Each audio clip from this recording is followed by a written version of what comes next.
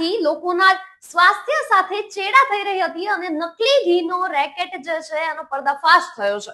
ઉત્તરાયણ વિસ્તારમાંથી પોલીસે નકલી ઘીનો જથ્થો ઝડપી પાડ્યો છે અને આ કેટલું મોટું રેકેટ હતું, આવો જાણીએ ખાસ અહેવાલમાં.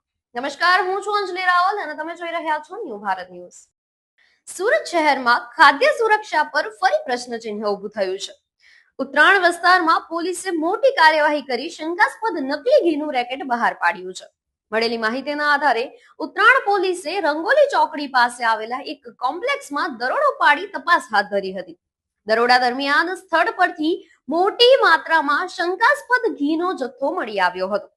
પ્રાથમિક તપાસમાં એવું સામે આવ્યું છે કે આ ઘીને સહજાનંદ અને ગજાનંદ નામના લેબલ સાથે પેકિંગ કરી બજારમાં વેચવામાં આવતું હતું. પોલીસે સ્થળ પરથી ઘીનો જથ્થો ઉપરાંત પેકિંગ માટે વપરાતી મશીનરી અને અન્ય સામગ્રી પણ જપ્ત કરી છે. પોલીસ હવે તપાસ કરી રહી છે કે આ ઘી કયા પ્રકારનું હતું અને તે ક્યાંથી લાવવામાં આવતું હતું.